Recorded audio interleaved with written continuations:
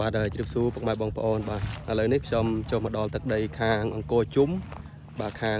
ស្រុកពួកយើងណាបាទនៅខាងខេត្តសៀមរាបបាទអញ្ចឹងចន្ទីនេះអាយុខ្ទង់9ឆ្នាំបាទអញ្ចឹងបញ្ហាដែលជួបបាទគឺគៀងបាទគៀងត្រួយមានន័យថាចាប់ផ្ដើមបាទប្រឡូកចេញបាទខ្នាយមឿនមកហើយគៀងទៅវិញគៀងឲ្យខ្មៅអញ្ចឹងណាបាទខ្មៅទៅតែម្ដងហើយបាញ់ឈុតបំពន់ទាញត្រួយបានទង2ជើងមកដល់ឥឡូវបាទប៉ុន្តែនៅតែជាប់គៀងអញ្ចឹងណាបាទអញ្ចឹងដំណោះស្រាយបាទគឺងាយទេបាទព្រោះបញ្ហាមួយរយៈដែល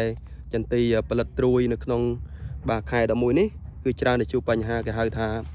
បាទគឺអាកាសធាតុបាទគឺភ្លៀងញឹកបាទអញ្ចឹងបងដឹងហើយថាក្នុងបាទចុងខែទឹកភ្លៀងនេះគឺភ្លៀងញឹកមែនទែនបាទជាពិសេសគឺក្នុងបាទខែ11នេះបាទភ្លៀងហើយមេឃសតុំទៀតរៀងអាក់ល្អូខ្លាំងមែនទែនអញ្ចឹងណាបាទនេះយើងមើលចន្ទីគឺអញ្ចឹងបាទមិនមែនថាមិនចាញ់ទេបាទបាញ់ចាញ់បាទនេះឃើញទេបាទនេះបាញ់ចាញ់បាទប៉ុន្តែគឺវាក្រៀមទៅវិញអញ្ចឹងណាបាទហើយនៅក្នុងការក្រៀមនេះទី1បាទគឺអាកាសធាតុទឹកភ្លៀងបាទហើយសំណើមខ្ពស់អីចឹងទៅហើយទី2គឺពពុះសត្វល្អិតមូសតែអញ្ចឹងណាបាទមូសតែឬក៏ពពុះសត្វល្អិតមកប្រភេទទៀតវានោមដាក់អីចឹងទៅក៏ធ្វើឲ្យបញ្ហាបាទចន្ទីរបស់យើងគឺក្រៀមមកត្រួយដែរអញ្ចឹងណាបាទអញ្ចឹងដំណោះស្រាយយើងត្រូវធ្វើម៉េចបាទអញ្ចឹងក្នុងការប្រើប្រាស់បាទទី1គឺពពុះសត្វល្អិតបាទពពុះសត្វស្លាបអញ្ចឹងណាហើយទី2គឺជំងឺគឺពពុះផ្សិតបាទត្រូវតែបាញ់លាងវា